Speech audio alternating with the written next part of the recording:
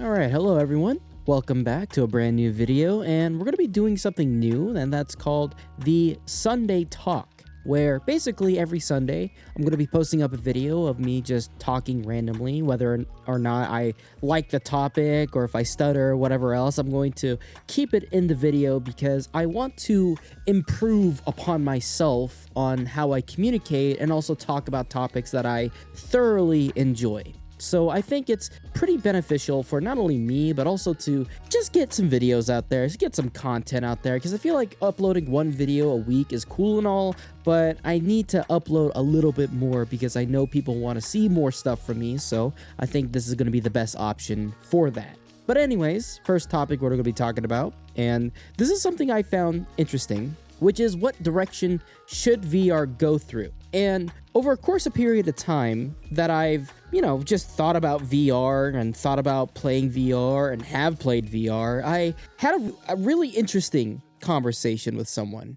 Recently, I watched a video about the problem with Sandbox, or Beyond Sandbox is what the game is called.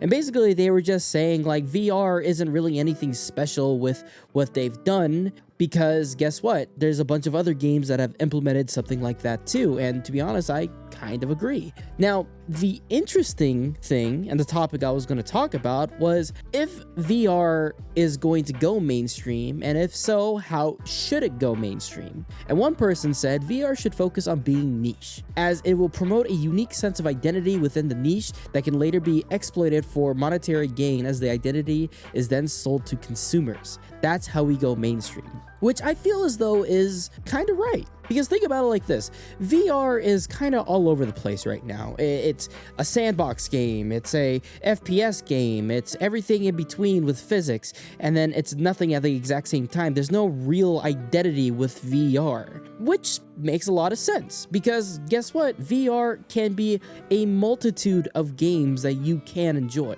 VR is a platform. But at the same time, it's such a niche that a lot of people are gravitating towards it, but they don't really know what is the standard of what a VR game is supposed to have.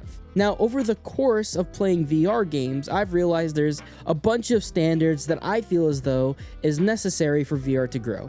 First thing is obviously hand tracking. Hand tracking is very important. I don't mean like hand tracking as in like individual fingers, but making sure that your hands are within the game, because the whole point of VR is not just for a joyride, even though you can do that and also watch movies with it, but it's meant for you to play around with, get immersed with it. Your hands and your body are the controller.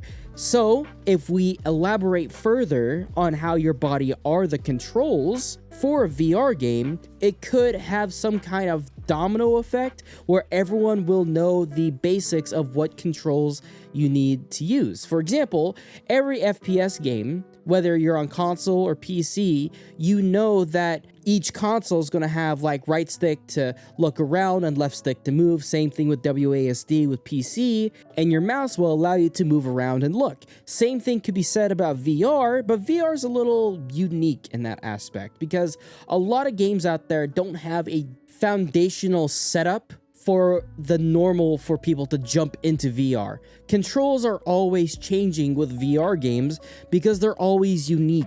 For example, there's leaning mechanics in some games and a lot of them do it differently.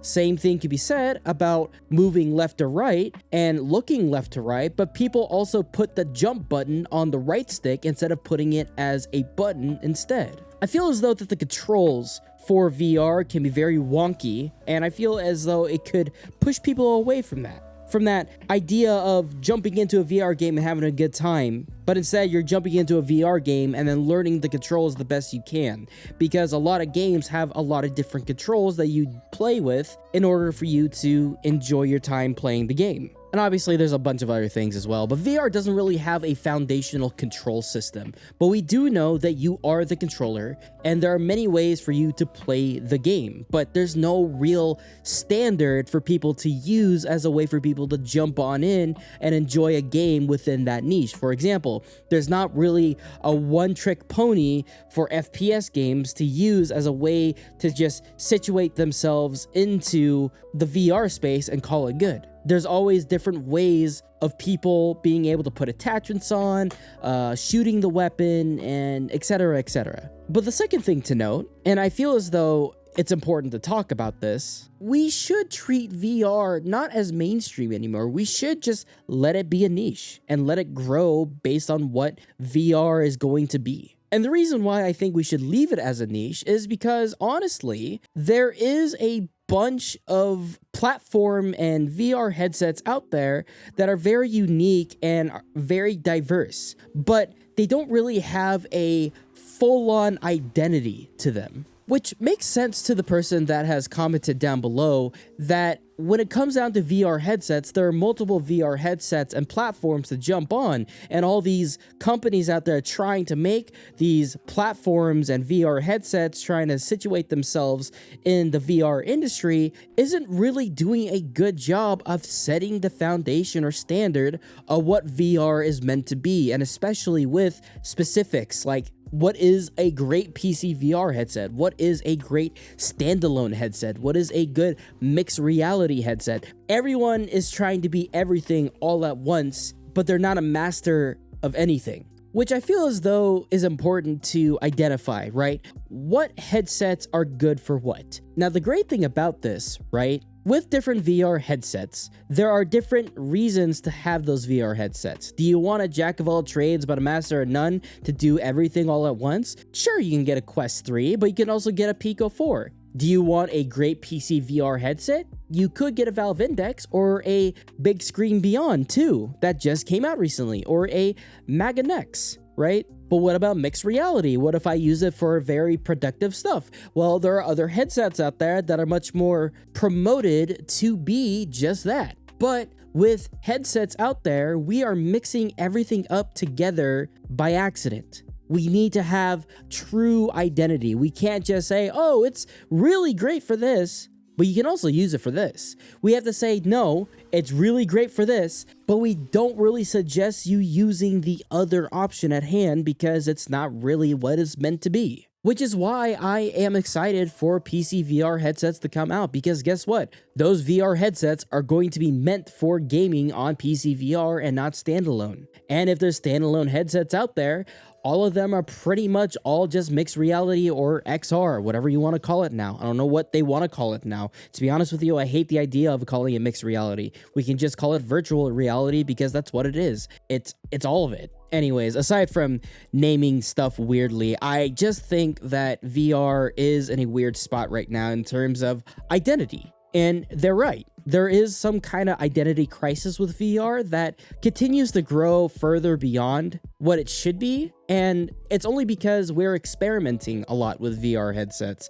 We're experimenting with a lot of new tech that revolves around cameras on our faces and seeing our hands as controllers and actually being able to do stuff within the game or within mixed reality or whatever else. It's a huge, and I mean huge, research and development process right now that's trying to get where VR needs to be. And the third thing is, should it even go to mainstream? Should VR even go to mainstream to begin with? Well, let's think about it like this. From a monetary value or a business kind of perspective, I see it as something that you would want to happen, right? When you get stuff into mainstream, that means more money because more money is from more people, and the more people there, the more money, etc., etc. But it really depends on what you provide for those consumers. And the only reason why I believe that it's not mainstream right now is because the technology is so experimental and risky that regular businesses that delve deep into game making or software design barely even make it even in terms of money. Like, they barely break even, which really sucks because honestly, I think VR is a fantastic just kind of platform or niche that people should go into and try it out. Even with buying the cheapest headset on the platform, for example, the Quest 3S, it would still be beneficial to at least let you experience or get entry into VR before trying to buy something pretty expensive like the Big Screen Beyond 2 or the Valve Index or hopefully the Valve Deckard whenever that fucking thing comes out. But there's also a downside to being mainstream, and that's the collectiveness of it being really, really dramatic, right? Anything that we've seen so far that's gone mainstream has added in a bunch of shit that we don't want to see. You know, there's a lot of drama, a lot of issues, a lot of technical bugs, things that break, fucking everything else in between. Because the more people you add, right, the more of a chance that it's going to have that be ruined. For example, I think Call of Duty got way too big. I think it got way too big for its own good. And after Black Ops 2, or if anything, after, I was going to say Advanced Warfare, I can't remember the last game that I truly thought was going to be the downhill of, you know, Call of Duty. But I feel as though that Call of Duty went downhill because it got super popular. It got so popular, it was the main game that everyone played. But guess what? If you're trying to appease everyone, you will never make a game that is worthwhile to a specific group of people. You make a game for everyone, there's going to be a lot of people that hate it and a lot of people that love it, but it's going to be mostly bad because there's no real right way to make a game that's worthwhile to everyone. Like the company at Arrowhead, right? Arrowhead is a company that's made PlanetSide 2, and they, if I recall, let me look this up here real quick. They have a quote here that I love, and I'm going to look it up here, is a game for everyone is a game for no one. And I feel as though if we made VR go that route, would VR be for everyone? No. And I feel as though VR is not meant for everyone. Sure, it'll get popular one day, but if we made it popular now, it will never become better because people expect the stuff that we have now to be the standard, but that shouldn't be the standard. Our standard should rise up a little bit more because we already have games out there that improved upon the VR industry already. People who've made PC VR games have made the standard of what VR games are meant to be. You know, we got Blade and Sorcery. I can't believe I said that. Blade and Sorcery, Half-Life Alyx. I hate to admit it, but like even Ghost of Tabor. All these games out there have set the standard of what we should expect a VR game supposed to have. It's supposed to have flair, it's supposed to have something that's unique, and it's supposed to have a good amount of immersion and details to it that really blow people's minds that you're transported into a different world. I fucking hate Ghost of Tabor, I'll be honest with you, but I'll be honest with one thing. They've made a system or a world that is worthwhile to be immersed in. You know, they've made some kind of lore that seems interesting enough, but they still haven't touched up on it at all. I don't know what the fuck's going on with that. I hope they add in some lore into the future, but whatever. Look, the point is this. I feel as though that games are really just something that should be in its own niche. You know, for example, you know how we have genres? That's a niche, right? We have FPS games or tactical shooters. You know, those are specific niches within first-person shooters or even third-person shooters. Same thing could be said about card games. Those are very niche. You know, you got Hearthstone, Yu-Gi-Oh, Magic the Gathering, Pokemon. Then you have MOBAs like Deadlock, Smite, and a couple others. Then you also have hero shooters like Team Fortress 2, Overwatch, Marvel Rivals. Extraction shooters, Contractor Showdown, Exfil Zone. You also have Ghost of Tabor, Escape from Tarkov, Arena Breakout Infinite. Then you also have games that are like mech games like Iron Rebellion, Mecha Warrior 7 or 8, whatever the IP is, right? There's many niches out there, and I feel as though right now we're trying to experiment with those again instead of using the foundation or basis of the games that came previously. Why are we doing that? Is it because VR is a different platform? Is it because it's different controls? Is it because it's different because you have your player actually within the world that you're building? In my opinion, I think that we should use more games as basis of what is the standard for those genres of games. Yeah, there will be outliers out there that will try to experiment, but at least they'll still have the foundation of what the genre is. An FPS game, guess what? Has guns or something that shoots that kills other players to win. Most of the time, first-person shooters are usually PvP oriented. if not player versus an enemy type, whether it be AI or player. But look, listen, I think that VR is in a very weird state right now, and especially with a bunch of other stuff aside from the niche of it and the genre and whatever else. For example, I think the one thing that I find interesting is how volatile the VR industry is. There's no right way to do VR right now. They're just trying to find out what is the best way. And right now, a lot of people are saying that free to play is probably the way to go right now, with added additions of monetary value like battle passes and other stuff like that. Hell, even Meta's own statement said that most players were playing free-to-play games and not really buying more games on their platform, which makes sense because VR is pretty expensive as a setup or a platform in and of itself. I mean, if you want a good headset that is, really great for playing standalone headsets, it costs above $500 plus. Or if anything, you can purchase a $300 budget variation of it. It could be said the same way for PC VR. PC VR is expensive because PC VR headsets are above around $800 plus. And then not only that, developers don't even make enough money for them to be able to say, yeah, we can make more stuff out of it, because sometimes those games that come out don't become successful after 6 months. If anything, some developers have actually gotten shot down or quit because of how volatile VR is. By the way, volatile, I mean unpredictable, and also very bad in terms of monetary value. Sometimes a lot of people don't buy into VR games because they don't know what the risks are. And not only that, some VR games are not really worthwhile on some platforms. I swear to God, Meta Store is just full of clones of Gorilla Tag, and it's not a good thing. But that's it for me, everyone.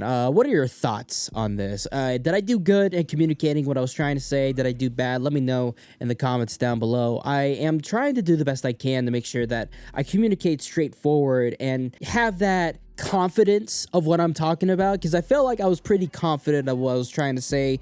I probably slipped up here and there, but honestly, it's all part of practicing, right? You got to practice talking to continue on talking for a long period of time, and also in a very concise and meaningful way. But again, let me know in the comments down below what your thoughts are on VR. Let me know if I did good or bad at communicating what I was trying to say. And that's it. Deuces. Take care, everyone.